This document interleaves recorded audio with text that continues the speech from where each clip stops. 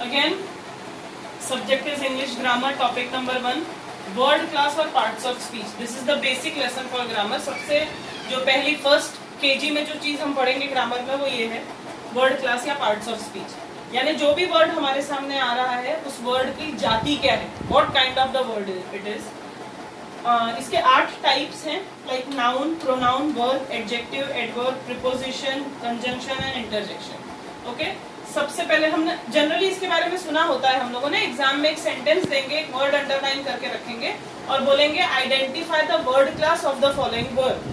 या फिर आप लोगों को कोई वर्ड देंगे और पूछेंगे आइडेंटिफाइड वर्ड क्लास और पार्ट ऑफ स्पीच. ओके, फिलहाल हम लोगों के लिए वो समझना जरूरी है. सबसे पहली चीज है noun.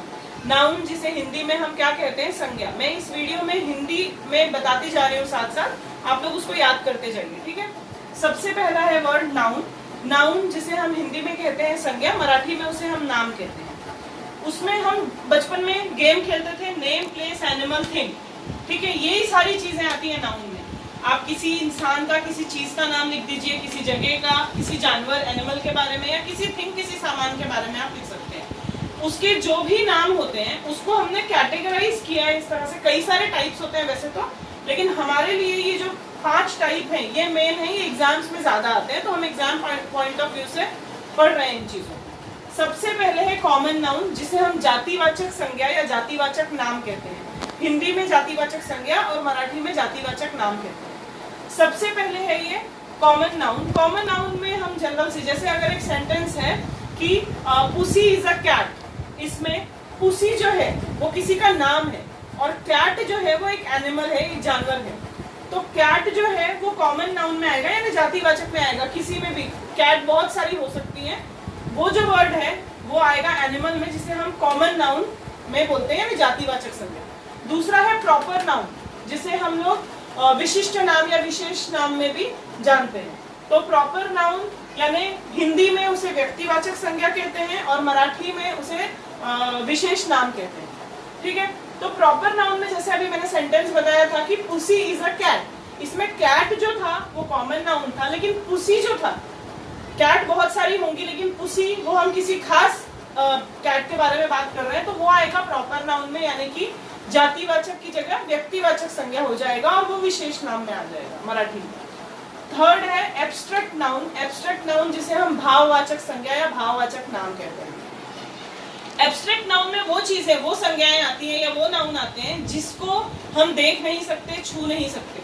Like Ram is happy, Ram खुश है.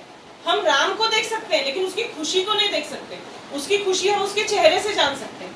ठीक है, तो ये जो वर्ड्स होते हैं लाइक हैप्पीनेस, क्रुएलिटी, सैडनेस, ये जो वर्ड्स आते हैं जिसको हम समझ नहीं सकते, लाइक म्यूजिक. म्यूजिक भी एक नाउन है.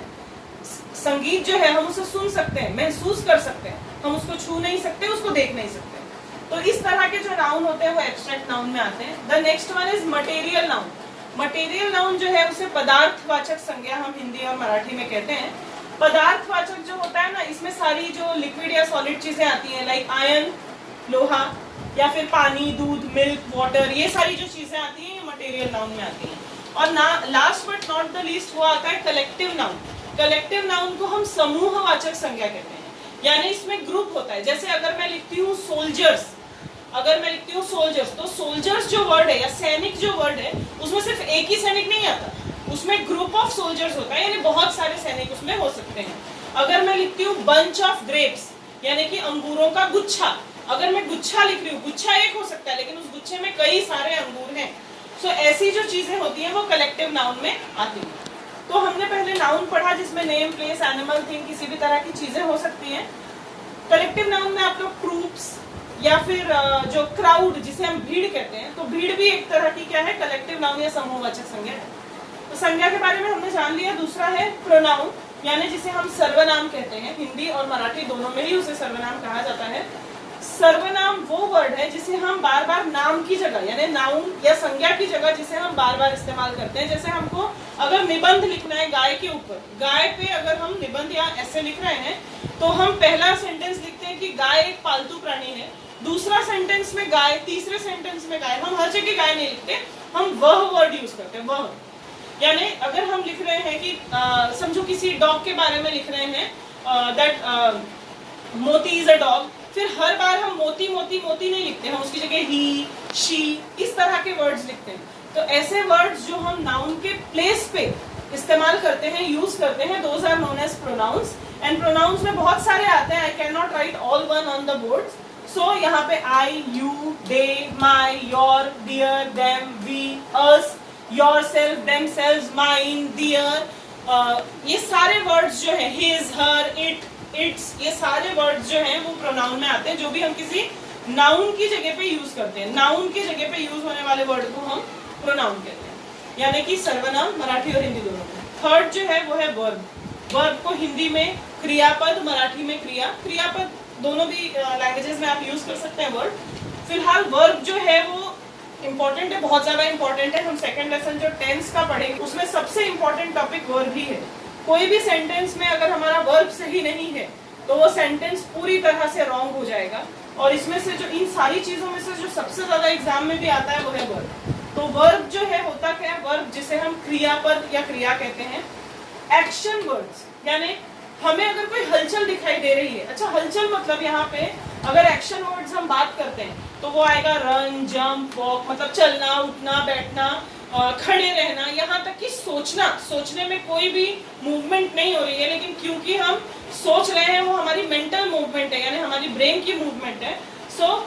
सोचना, ये भी चीजें, या देखना, सुनना, ये सारी की सारी चीजें किसमें इंक्लूड होती हैं, वर्ड, जिसको हम इन शॉर्ट एक्शन वर्ड्स बोलते हैं।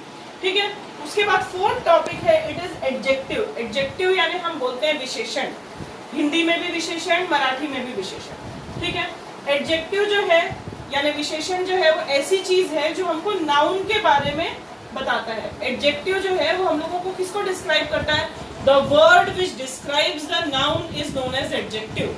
ये उसकी प्रॉपर डेफिनेशन है, the word which describes the noun is known as adjective. Adjective जो है हमारा जो वर्ब है, उस नाउन जो है उसे पूरी तरह से क्लियर करता है, हमारे ब्रेन में उसकी एक इमेज तैयार करता है। Like Ram is a studious boy. ठीक है, तो इसमें राम क्या है, संज्ञा है, नाम है, नाउन है। राम कैसा है, स्टूडियस है। स्टूडियस यानी होता है पढ़ाकू, तो राम एक पढ़ाकू लड़का है। तो राम जो है इसमें से वो हो गया नाउन, जो बॉय हो गया वो हो गया कॉमन नाउन, और राम हो गया प्रॉपर नाउन। और पढ़ाकू यहाँ पे वो उसकी विशेषता बता रहा है, यानी उसके बारे में बता रहा है, तो वो हो गया उसका adjective. Like Ram is a studious boy में स्टूडियस क्या हुआ, एडजेक्टिव। एडजेक्टिव में एक्चुअली एडजेक्टिव में भी टाइप्स होते हैं, क्वालिटेटिव, क्वांटिटेटिव। कुछ जो होते हैं वो हमको उनकी गुणवत्ता या उनके खास गुणों के बारे में बताते हैं, और कुछ जो है वो हम उनको संख्या के बारे में बताते हैं। जैसे कि टोकरी में 4 आम थे। ठीक है, तो 4 जो है वो एक्चुअली में क्या आया, एडजेक्टिव ही है, लेकिन वो कैसा है, एक न्यूमेरिकल है, एक नंबर हमको बताया गया है, यानी उसको हम क्वांटिटेटिव में इंक्लूड करते हैं। जैसे कि टोकरी में पके आम रखे थे। ठीक है, तो पके जो वर्ड है वो किस में आ जाएगा, क्वालिटेटिव में, और 4 आम वाले में 4 किस में आएगा, क्वांटिटेटिव में। यानी वो संख्यावाचक और गुणवाचक ऐसे 2 होते हैं, बट एडजेक्टिव हमारे हिसाब से गुड, बैड, हाफ फुल, मोर, लेस, जो भी, more students, less students, good boy, bad boy, इस तरह के जो वर्ड्स होते हैं वो आते हैं एडजेक्टिव में। उसके बाद है एडवर्ब। एडवर्ब जो है यानी जिसे हम कहते हैं क्रिया विशेषण, हिंदी में भी क्रिया विशेषण, मराठी में भी क्रिया विशेषण। जैसे कि हम इसमें देख सकते हैं वर्ड आता है वर्ब, तो जैसे एडजेक्टिव हमको नाउन के बारे में बता रहा था, वैसे ही एडवर्ब हमको किसके बारे में बताता है, वर्ब के बारे में। अगर हम लिख रहे हैं कि राम इज वॉकिंग, ठीक है, राम इज वॉकिंग, राम चल रहा है, बट अगर मैं लिखूं राम इज वॉकिंग फास्ट, या अगर मैं सेंटेंस लिखूं कि teacher suddenly came in the room, suddenly यानी अचानक, teacher came in the room, teacher class में आ गई, टीचर क्लास में आ गई, लेकिन कैसे, कब, सडनली, यानी जो हमारे वर्ब को, आने को जो डिस्क्राइब कर रहा है वो कौन सा वर्ड है, सडनली। तो एडवर्ब वो वर्ड्स हैं जो वर्ब को डिफाइन करते हैं या उनके बारे में बताते हैं। Specially, generally, not all the time, मैं नहीं बोलूंगी कि हर बार यही होता है, बट एडवर्ब्स में जनरली ये वर्ड होता है एलवाई, नाइसली, रूडली, सडनली, ये वर्ड होते हैं। जैसे मैंने अभी पहले एग्जांपल में फास्ट वर्ड यूज किया था, तो वहां पे फास्ट जो है वो था एडवर्ब ही, लेकिन उसमें एलवाई नहीं था। तो इट डजंट मीन कि all the adverbs contain this LY in the ending, but generally they contain. Okay, so इस तरह के वर्ड्स जो आते हैं वो एडवर्ब, एडवर्ब हो गया जो हम इसको डिफाइन करते हैं verbs. Then the next one is preposition. See, preposition word itself defines about the position. It denotes the position of the object. ये जो हम word preposition use करते हैं, like the marker is on the table, like the duster is on the table, ठीक है? The cat is near the box, like the dog is inside his kennel. तो इस तरह के जो हम वर्ड्स यूज करते हैं जो पोजीशन के बारे में बताते हैं, like in, on, for, from, at, ये जो वर्ड्स हम यूज करते हैं, इवन अबव, बियॉन्ड, बिफोर, ये जो वर्ड्स हम यूज करते हैं, ये सारे के सारे क्या होते हैं? जनरली प्रीपोजिशन, जो हमको जनरली प्रोपोजिशन के बारे में डिनोट करते हैं। Then the next one is conjunction. Conjunction word, again if you will concentrate on this, the word junction is there. What is mean by junction? You all live in Kalyan, you know what is Kalyan junction. Why is it a junction? Because Kalyan से अलग अलग directions में railway roots जाते हैं। कल्याण से हम अलग अलग डायरेक्शंस में जा सकते हैं। सो एक ऐसा स्टेशन जहाँ से हम अलग अलग चीजों को जॉइंट करता है वो स्टेशन, उसे हम जंक्शन कहते हैं। So conjunction is the word which joints two words और टू सेंटेंसेस, ठीक है? कंजंक्शन जो है इसको हिंदी में हम कहते हैं समुच्चय बोधक, ठीक है? हिंदी में हम इसे समुच्चय बोधक कहते हैं। तो ये जो समुच्चय बोधक वर्ड होता है ना, ये होता है एंड, और, बट, बिकॉज, मतलब कि तथा, केवल, किंतु, परंतु, क्योंकि, इसलिए, ये सारे वर्ड्स इसमें आएंगे। हाँ, एंड, बट, और, because, like therefore, since, though, although, ये सारे के सारे वर्ड्स कंजंक्शन में आएंगे। Conjunctions are the words which join two words or two sentences. It may be more than two also. Then the last part of speech is interjection. It is not interjunction. Concentrate on this. It is interjection. What is this interjection? Interjection means nothing but your expressions. ठीक है? कभी भी हमारे हाथ अगर गर्म चीज पर चले गए, हम क्या बोलते हैं तुरंत हु, आ, आउच, ये इस तरह के जो वर्ड्स हमारे मुंह से सडन निकलते हैं, these are the sudden expressions we show. Sudden expressions like oh, alas, oh my god, more are there, hooray, hurrah. See this kind of words, ouch, ये जो words आते हैं और इसको easily तुम पहचान सकते हैं। Actually ending में क्या होगा ना, ये वाला exclamation वाला mark होता है ending में, a standing line and a dot, ठीक है? So जो exclamation mark होता है you can easily identify it as interjection. लेकिन देखो हमेशा याद रखो एक्सक्लेमेटरी सेंटेंसेस के एंडिंग में भी एक्सक्लेमेशन मार्क होता है। इट डजंट मीन कि वो पूरा सेंटेंस जो है वो इंटरजेक्शन है। Interjections generally appear in the starting of the sentence, ठीक है? Like oh my god, I lost my pen, so oh my god is the interjection. So these are the word class parts of speech. Okay, thank you.